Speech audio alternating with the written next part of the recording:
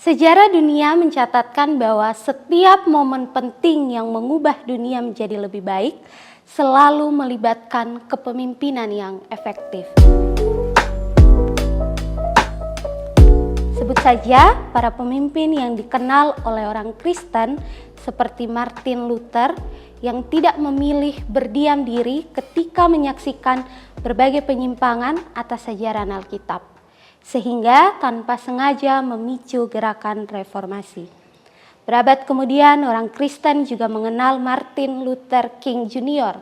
yang menentang segresi rasial. Sebuah organisasi boleh saja memiliki berbagai sumber daya yang baik, namun tanpa kepemimpinan yang efektif, cepat atau lambat semua keunggulan akan terkikis habis. Tidak diragukan, kepemimpinan amat sangat penting.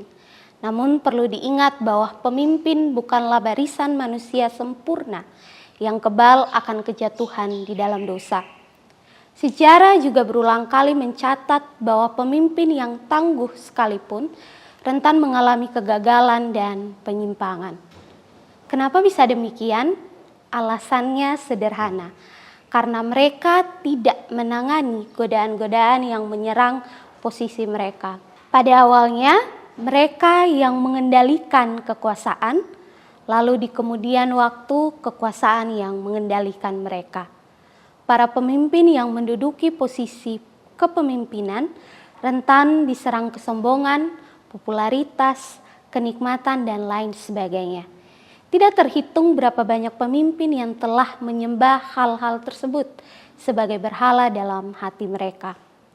Meskipun gagasan mengubah dunia adalah sesuatu yang mulia, tetapi banyak pemimpin yang kehilangan jiwa mereka ketika menuju ke sana. Penyimpangan pemimpin Kristen adalah sebuah persoalan abadi yang akan terus muncul karena pemimpin sekali lagi bukan pribadi yang kebal terhadap dosa. Terdapat 6 zona berbahaya bagi pemimpin. Sebut saja finansial, relasional, seksual, intelektual, emosional, dan volisional. Seperti yang sering dikatakan kebanyakan orang, jantung dari semua masalah adalah masalah hati. Ajaran Alkitab mengenai dosa yang bercokol di dalam hati manusia mengajarkan kepada kita bahwa yang kerap kali melumpuhkan pemimpin yang cakap secara rohani dan emosi berasal dari dalam dirinya sendiri. Faktor utama yang mengubah pemimpin yang efektif menjadi destruktif berasal dari hatinya. Musuh terbesar setiap pemimpin adalah diri mereka sendiri.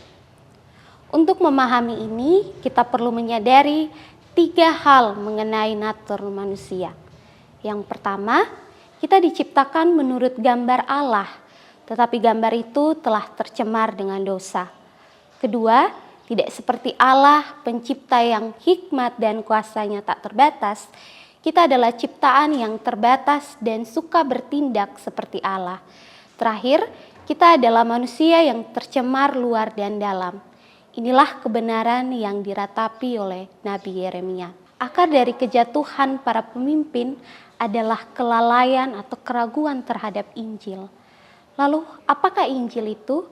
Sederhananya, Injil adalah kabar baik dan menggemparkan bahwa Allah memulihkan segala sesuatu dalam ciptaannya melalui kehidupan, kematian, dan kebangkitan Yesus Kristus. Lalu, bagaimana Injil relevan dengan setiap pribadi pemimpin? Injil dapat menunjukkan kerentanan bersandar pada rasa percaya diri, yang pasti membawa kehancuran bila individu yang bersangkutan sukses dan membawa keputusasaan bila individu itu gagal. Injil menunjukkan bahwa para pemimpin pertama-tama dan terutama adalah orang berdosa yang memerlukan juru selamat. Injil mendorong para pemimpin untuk mencari, bersandar, dan berlindung pada Kristus ketimbang pada gelar akademik. Oleh karena itu, yang diperlukan oleh setiap pemimpin bukanlah diperlengkapi ulang, tetapi dihidupkan kembali. Buku Reformasi Kepemimpinan merupakan buku yang menggambarkan bagaimana Injil berperan penting dalam mempengaruhi karakter seseorang sebagai pemimpin. Nah, teman-teman, buku ini tersedia di Literatur Perkantas Kupang. Jika teman-teman tertarik untuk memiliki buku ini, bisa langsung datang ke Sekretariat Perkantas Kupang atau dapat menghubungi nomor admin yang tertera di deskripsi video ini. Tuhan Yesus memberkati.